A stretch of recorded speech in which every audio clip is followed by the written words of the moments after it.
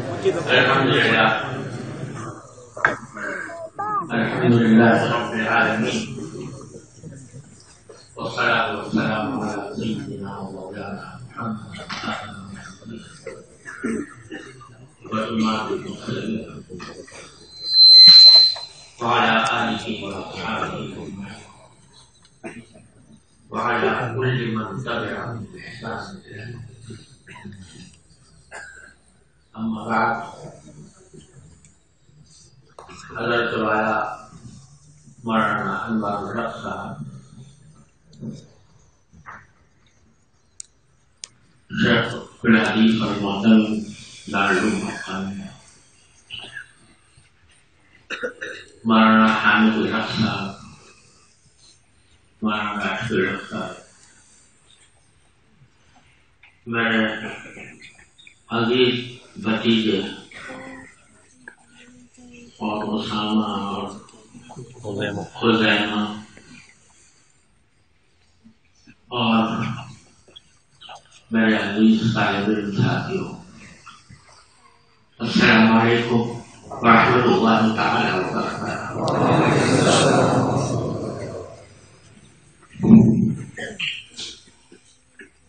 سن 1956 سے لے کر آج 2018 تک 62 سال کی مدت ہے، اور اس طویل مدت میں کتنی بار دارالعلوم حقانیہ اکوڑا کھٹک اللہ تعالیٰ نے سعادت حاضری کی سعادت کا فرمایا، اس کی تعداد مجھے یاد نہیں کہ کتنی مرتبہ یہاں پر حاضر ہوئی، اور ہر حاضری کے موقع پر ہمارے سب کے بزرگ حضرت مولانا شاہ الحدیث مولانا عبدالحق صاحب شفقت فرماتے تھے کہ طلباء کرام سے کچھ بات کرنے کا حکم دیا،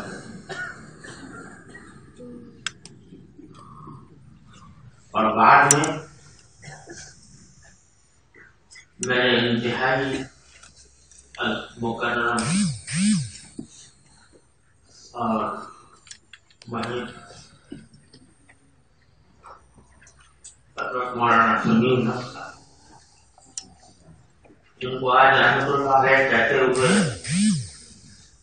دل کرتا ہے، ان کا بھی معمول تھا کہ جب بھی میری حاضری ہوگی تو مجھے حکم دیتے تو نہ جانے کتنی بار اللہ تعالیٰ نے سے بات کرنے کا موقع ملا،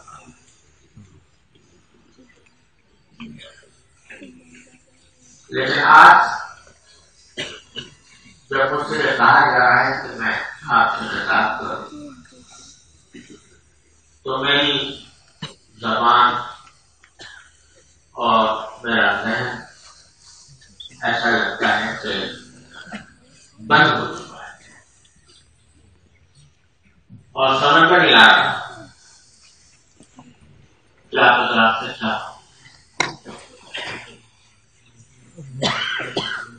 اس سے پہلے بارہا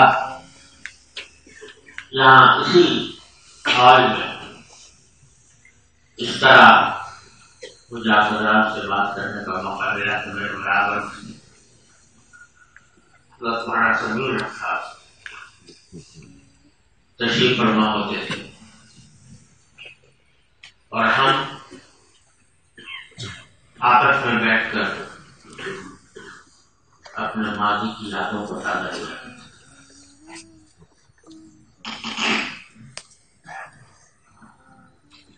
یہ اللہ تبارک و تعالیٰ کی مشیت ہے کہ دو محبت کرنے والے ہمیشہ ایک ساتھ جدا نہیں ہوتے، بلکہ کسی نہ کسی کو اپنے محبوب کی جدائی کا صدمہ برداشت کرنا پڑتا ہے.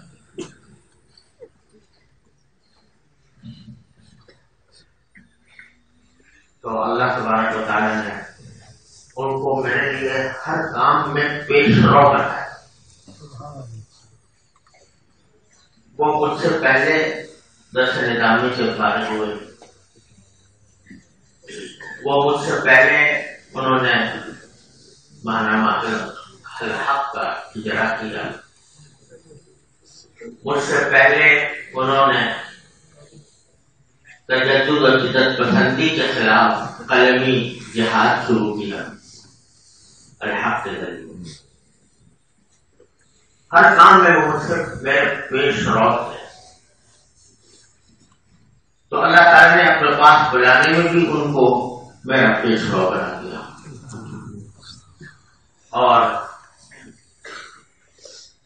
اللہ تبارک و تعالیٰ نے ان کو شہادت کا وہ مقام عطا فرمایا. میں سوچتا تھا کہ آج کی دنیا میں اگر کوئی شخص کسی پر حملہ کرتا ہے، قاتلانہ حملہ کرتا ہے، تو عام طور پر اس میں گولیوں کا استعمال ہوتا ہے، بارود کا استعمال ہوتا ہے. آج کی دنیا میں چاقو اور خنجر کا استعمال شاد و نادر ہوتا ہے. اگرچہ اس کا تصور کر کے ہمارے کلیجے پھٹتے ہیں کہ کس طرح ہمارے محبوب کے ساتھ سلوک کیا جاتا ہے، لیکن سلوک کے ہو جانے کے بعد میں کچھ یہ محسوس کرتا ہوں کہ ان کے دل میں شہادت کا جو جذبہ اس کی طرف تھی، اللہ تبارک و تعالیٰ نے ان کو شہادت کا بھی وہ طریقہ عطا فرمایا جو ہمارے اسلاف اور صحابہ کرام سے آتا تھا. حضرت فاروق اعظم رضی اللہ تعالیٰ عنہ جس طرح شہید کیے گئے، اور پتہ نہیں کتنے ہمارے اسلاف اسی دن میں شہید کیے، ورنہ آج گولیوں سے، گاڑیوں سے اور بموں سے لوگوں کو شہید کیا جاتا ہے. لیکن اللہ تبارک و تعالیٰ نے ان کو شاید کی سنت بھی اسلاف کی عطا فرمائی کہ ان کو اس بے دردی کے ساتھ شہید کیا گیا کہ آج سے ہمارا کلمہ پڑھنا ہے. ان کی حیات اور خدمات ایک مجلس میں یا ایک تحریر میں ان کا احاطہ نہیں کیا جا سکتا. اللہ تعالیٰ جزائے خیر کہ ہمارے مقام کا آپ کو سنوایا. ان کے زمانے ان کی زندگی میں برکت تھی، اور مجھے امید ہے کہ انشاءاللہ ان کے جانشین ان کی حیات اور خدمات کو مزید تفصیل اور وضاحت کے ساتھ اس طرح پیش کریں گے جو ہم سب کے لیے مثال راہ. لیکن میں ایک بات آپ حضرات سے کہنا چاہتا ہوں. جیسا میں نے عرض کیا کہ میرے پاس مجھے الفاظ نہیں مل رہے، مجھے اسلوب نہیں مل رہا، مجھے مضامین نہیں مل رہے کہ کیا بات کروں. لیکن ایک بات کہنا چاہتا ہوں کہ ہمارے دین کی بنیادی اساس وہ اخلاص للہ ہے کہ آدمی جو کام کرے وہ اللہ کے لیے کرے، اللہ تبارک و تعالیٰ کی رضا کے خاطر کرے، شہرت اور جان پسندی سے محفوظ رہے، اور اپنی خواہشات کو بھی اللہ تبارک و تعالیٰ کی رضا کے اوپر قربان کرے. مولانا حضرت مناسبین اللہ تعالیٰ کو سجاد کرتا. آخری بار جب میری حاضری ہوئی تو میں ان کے گھر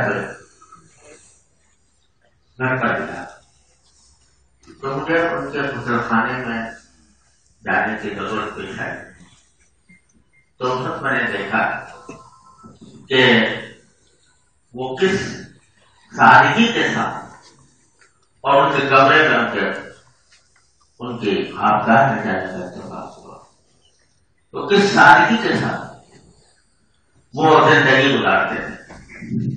اگر چاہتے تو اپنے لیے خزانے جمع کر سکتے ہیں، لیکن اللہ کے دین کی خاطر انہوں نے اپنی زندگی کو ٹیسٹ دیا تھا، اور اس کی وجہ سے ان کی زندگی سادہ زندگی تھی، اور اللہ تعالیٰ نے اسی کو ان کو عافیت عطا فرمائی.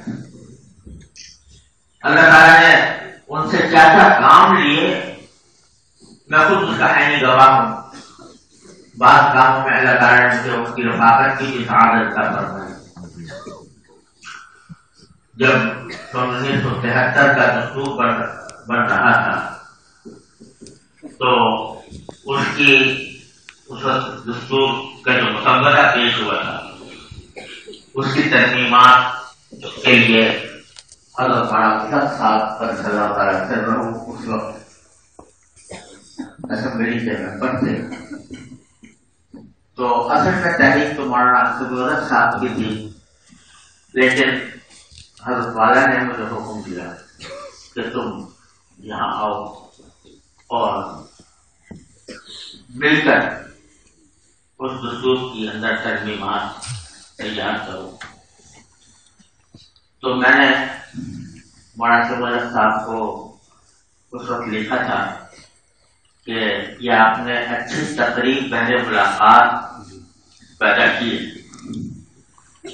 چنانچہ میں یہاں آیا اور ایک اچھے دراز تک ہم ساتھ مل کر کام کرتے رہے، ترمیمات مرتب کرتے رہے.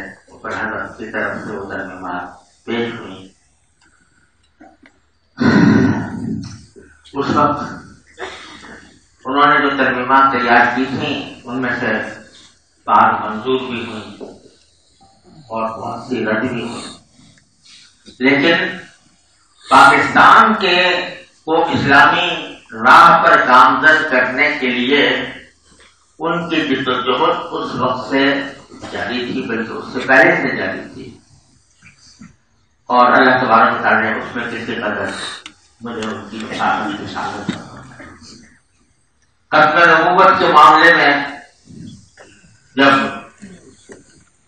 اللہ تعالیٰ نے سن 1974 میں یہ تحریک ختم نبوت شروع ہوئی اور اس وقت ضرورت پیش آئی کہ قادیانیوں کے مدعیوں کے مقابلے میں کوئی بیان مسلمانوں کی طرف سے تیار کیا جائے، تو حضرت مولانا سید بلوری صاحب رحمۃ اللہ علیہ اور حضرت مولانا مفتی محمود صاحب رحمۃ اللہ علیہ ان حضرات نے حضرت مولانا فیض صاحب کو اور مجھے ناکارہ کو اس خدمت کے لیے طلب کیا. مدتوں کئی ہفتے ہم ایک ساتھ رہے اور اس خدمت کے اندر کے لگا نے مجھے اس کی رفاقت کی شہادت کر. اور نہ جانے اس 62 سال کے دور میں کتنے واقعات ہیں، کتنے ہماری درمیان بے تکلفی کے مراسم ہیں. اس طرح سے اللہ تعالیٰ نے ان کو بڑا ہی خوش مزاج اور بڑا شگفتہ مزاج بنایا تھا. ان کی ہر محفل اس سے زعفران ہوا کرتی تھی. اور مجھے جب میں یہاں آ رہا تھا راستے میں تو ذہن میں واقعات کی ایک فلم چل رہی تھی کہ کس طرح ہم علاقوں میں ایک ساتھ رہے. اللہ تعالیٰ نے ان کو آخر میں ایک تو دفاع پاکستان کونسل کے ذریعے پاکستان کے دفاع کی عظیم خدمت ادا کرنے کی توفیق عطا فرمائی، لیکن اس سے بھی زیادہ عظیم خدمت وہ تھی جو وہ آخر وقت تک اس میں مشغول رہے، یعنی تفسیر قرآن کریم. اور اگرچہ وہ 2 پارے آخر کے 2 پارے شاید مکمل نہیں کر سکتے، لیکن اللہ تعالیٰ کے فضل و کرم سے 28 پارے ان کے مکمل ہوئے، اور مجھے اس موقع پر اپنے والد ماجد حضرت مولانا مفتی محمد شفیع صاحب رحمۃ اللہ علیہ کی ایک بات یاد کرتی ہے۔ حضرت والا میرے والد ماجد بعض قرآن کی تفسیر لکھ رہے تھے، اور اس طرح لکھ رہے تھے کہ عمر کا آخری زمانہ تھا اور بیمار بھی تھے، عام طور سے پلنگ پر ہی رہتے تھے اور وہیں تفسیر لکھتے تھے۔ اسی دوران ان کو دل کا شدید دورہ ہوا۔ اس وقت تک وہ سورہ حامیم السجدہ تک پہنچے تھے، اور جب دل کا شدید دورہ ہوا تو انہوں نے مجھے وصیت فرمائی کہ اگر میں یہ پورا نہ کر سکا تو باقی حصہ تم پورا کرنا۔ تو اس موقع پر ایک جملہ والد صاحب نے فرمایا کہ پہلے مجھے جب کوئی موت کا خیال آتا تھا تو یہ تمنا ہوتی تھی کہ موت کچھ اور آگے بڑھ جائے، اس حد تک کہ میں قرآن کریم کی تکمیل تفسیر کی تکمیل کروں۔ لیکن بعد میں فرمانے لگے کہ بعد میں نے سوچا کہ اب میرے دل میں وہ تمنا نہیں یہ تکمیل کر کے خود، اس لیے کہ قرآن تکمیل کرنے کی چیز نہیں ہے، زندگی اس میں ختم کرنے کی چیز ہے۔ قرآن ختم ہونے کی چیز نہیں ہے، زندگی قرآن میں ختم ہونے کی چیز ہے۔ اس لیے اگر مجھے اس کی تکمیل سے پہلے میری موت آ جائے تو مجھے کوئی صدمہ نہیں ہوگا، اس لیے کہ الحمدللہ میں نے زندگی اس میں ختم کر دی۔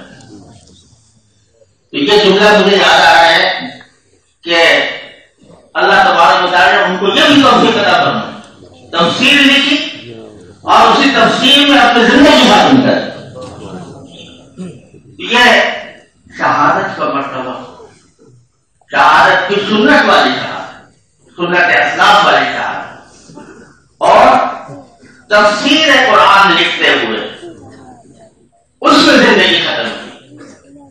اور مجھے بتا رہے تھے میرے عزیز بھتیجے کہ جب دل کا دورہ ان کو ہوا تھا تو اس وقت میں جب ذرا کچھ کسی قدر طبیعت سازگار ہوتی تھی تو وہ تفسیر لکھنے میں پھر بھی مشغول ہو جاتی تھی، مسودہ منگوا کر اس میں مشغول ہو جاتا تھا۔ میرے والد ماجد کو میں نے اسی طرح دیکھا، دل کے دورے کے دوران جب ذرا فرصت ہوتی تو قرآن کریم کی تفسیر میں مشغول ہو جاتے تھے۔ اس کا مطلب یہ ہے کہ زندگی اس میں ختم کرے۔ اللہ تعالیٰ نے ان کو اس کی توفیق عطا فرمائی، اور یہ شاید زندگی کا سب سے بڑا اعزاز ہے جو اللہ تعالیٰ نے ان کو عطا فرمایا کہ تفسیر میں اور قرآن کریم میں زندگی ختم فرمائی۔ اللہ تعالیٰ ہم سب کو بھی اس کی توفیق عطا فرمائے۔ میرے عزیز طالب علموں، دنیا تو آنی جانی ہے، کسی شخص کو بھی دنیا میں رہنا نہیں، ہر ایک کو جانا ہے، اور ہر ایک کا وقت مقرر ہے، وہ وقت آگے پیچھے نہیں ہوتا۔ لہذا جو بھی دنیا سے رخصت ہو، ہمارے پاس اس مشیت کے حکم کے آگے سر جھکانے کے سوا کوئی اور راستہ نہیں۔ لیکن اللہ تبارک و تعالیٰ نے عجیب اس مومنوں کے لیے ایک عجیب تسلی کا سامان رکھا ہے۔ جو شخص یوم آخرت پر ایمان نہیں رکھتا، اس کا کوئی عزیز اگر رخصت ہو جائے تو اس کے بعد تسلی کا کوئی راستہ نہیں۔ لیکن جو یوم آخرت پر ایمان رکھتا ہو، اس کے لیے اللہ تعالیٰ نے کتنے تسلی کے سامان پیدا فرمائے ہیں۔ پہلی بات تو یہ کہ ایمان ایک مومن کا یہ ایمان ہے کہ اس کی جدائی دائمی جدائی نہیں ہے، یہ عارضی جدائی، اور اللہ تعالیٰ ایمان اور عمل صالح کے ساتھ ہمیں دنیا سے رخصت فرمائے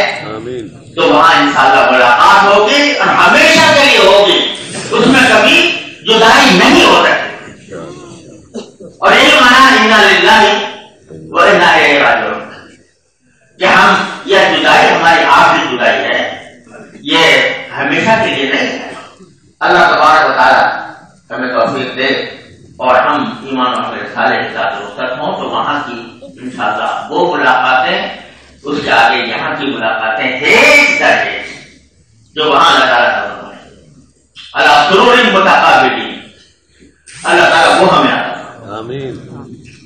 تو یہ تسلی کا سامان کہ بھائی جیسے کوئی سفر پر جاتا ہے تو لمبے سفر پر بھی چلا جاتا ہے، اس جو جدائی کی مدت ہے اس کا بھی پتہ نہیں کتنی ہے، سال ہے، 2 سال ہے، 6 مہینے ہے، 1 مہینہ ہے، کچھ پتہ نہیں، کتنی جلدی ہو سکتی ہے، دیر میں بھی ہو سکتی ہے، لیکن بالآخر یہ جدائی ختم ہو رہی ہے انشاءاللہ۔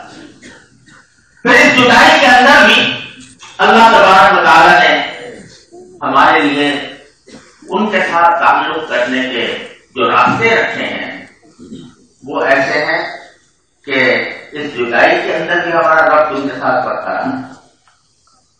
یہ سارے ثواب کے ذریعے، دعائے مغفرت کے ذریعے، حدیث میں آتا ہے کہ جب کوئی بندہ اپنے کسی وفات یافتہ شخص کے لیے دعائے مغفرت کرتا ہے یا سارے ثواب کرتا ہے تو فرشتے اس کے سارے ثواب کو ایک تحفے کی شکل میں اس کے پاس لے جا کر پیش کرتے ہیں کہ یہ بڑا شخص نے تمہارے لیے تحفہ بھیجا ہے، اور وہ اس پر خوش ہوتا ہے۔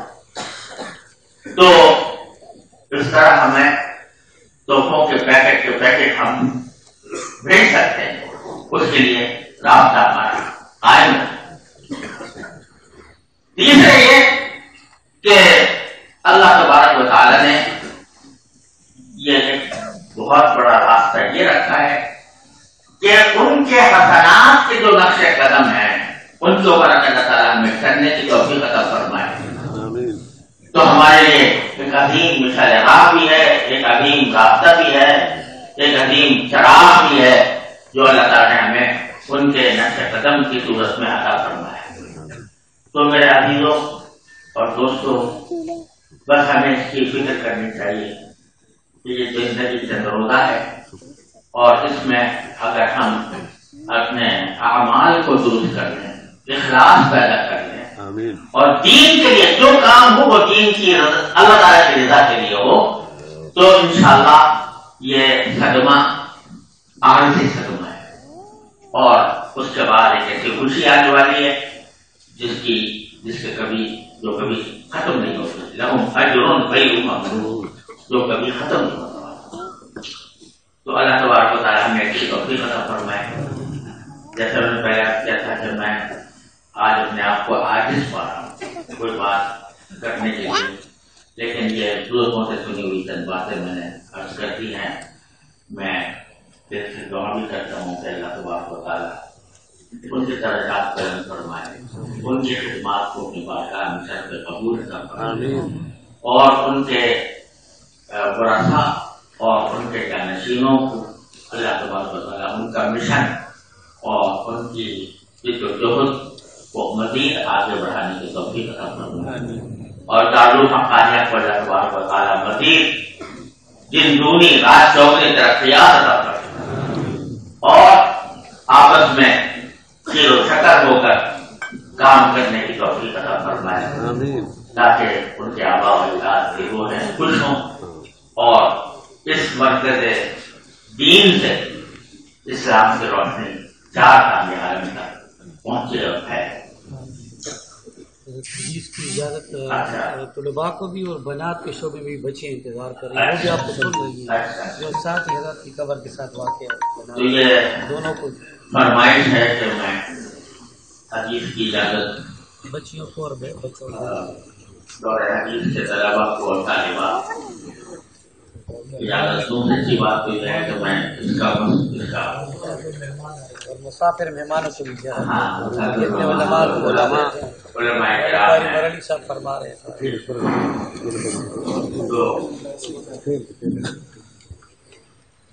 تو میں اس کا کسی بات ہے اہل تو نہیں، لیکن تعبیر حکم کے لیے اور ہمارا ضرور اسباب بھی ہمیشہ جب میں حاضر ہوتا تھا تو یہ فرمائش کیا کرتے تھے، تو میں اس فرمائش کی تعبیر کے لیے آپ سب حضرات کے سامنے پہلے میں حدیث مسلسل بالکلیہ یا حدیث الرحمہ پڑھتا ہوں، اور اس کے بعد انشاءاللہ اب دوسری مرحلہ کی جاتا حدیث مسلسل الاولیہ میں پڑھتا ہوں.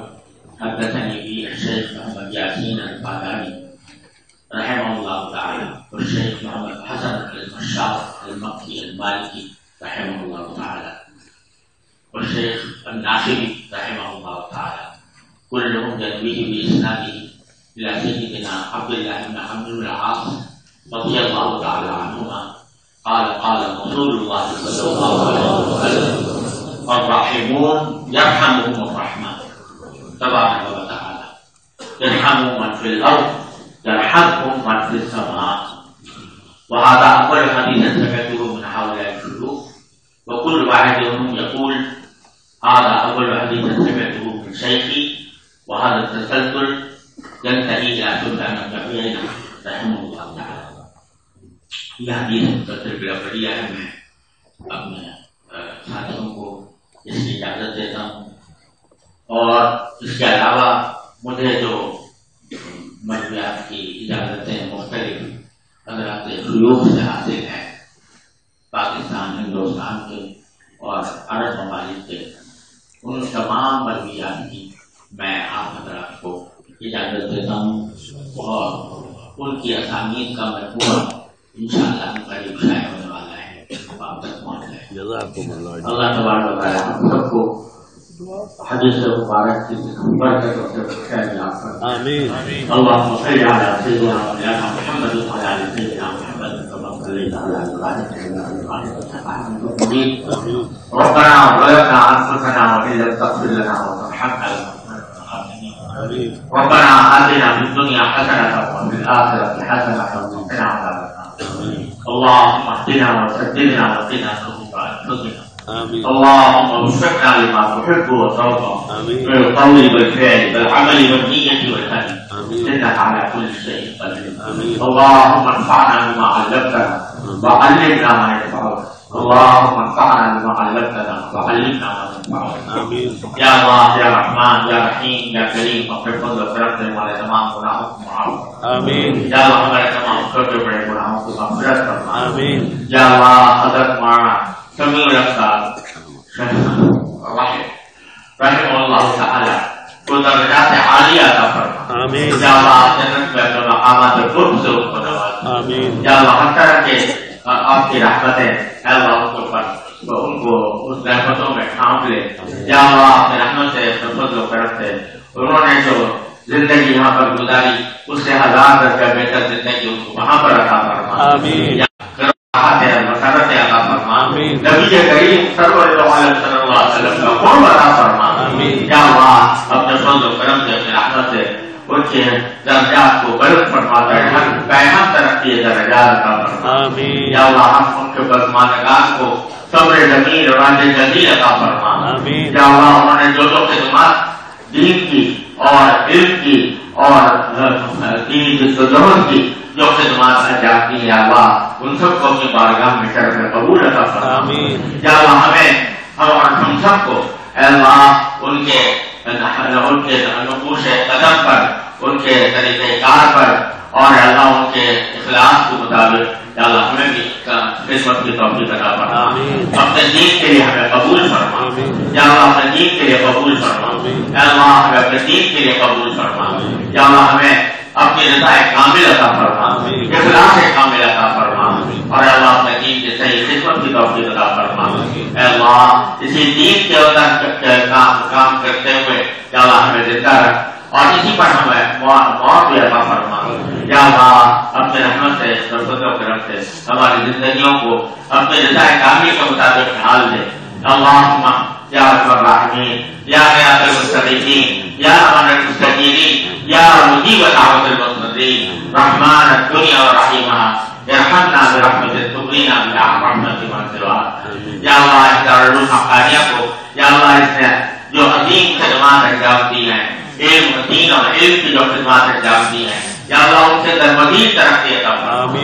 یا اللہ حضرت رحمۃ اللہ علیہ کی جانشینوں کو یا اللہ اپنے خاص فضل و کرم سے نواز کر یا اللہ ہم کو خدمات کو جاری رکھنے کی توفیق عطا فرما. جن کو اور آگے بڑھانے کی توفیق عطا فرما. یا اللہ اس کا فیض دنیا ہر تک ساری دنیا میں پھیلا دیجیے اور ہر طرح کے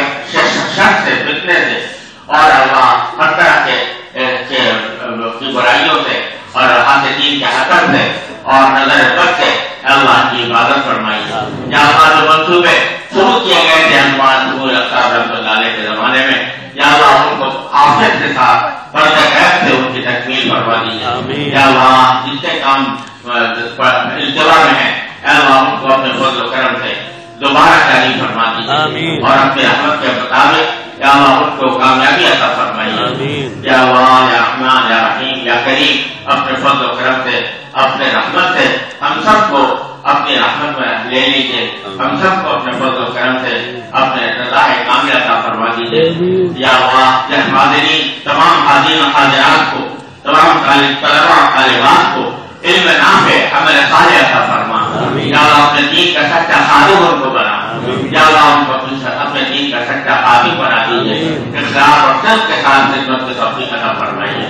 یا اللہ یا رحمان یا رحیم تمام حاضرین حاضرات کے دلوں میں یا اللہ جو مقاصد ہیں، نیک مقاصد ہیں یا حاجات ہیں، یا اللہ ان سب کو اپنے فضل و کرم سے پورا فرما دیجیے. یا اللہ کسی بھلائی سے محروم نہ فرمائیے، اپنے فضل و کرم سے نواز دیجیے. اللهم انا نسألك من خير ما سألك من عبدك ونبيك سيدنا محمد صلى الله عليه وسلم، ونعوذ بك من شر ما استعاذك من عبدك ونبيك سيدنا محمد صلى الله عليه وسلم. ربنا تقبل منا انك انت السميع العليم وتب علينا انك انت التواب الرحيم. وصلى الله تعالى على خير خلقه سيدنا مولانا محمد وعلى اله واصحابه اجمعين. آمين برحمتك.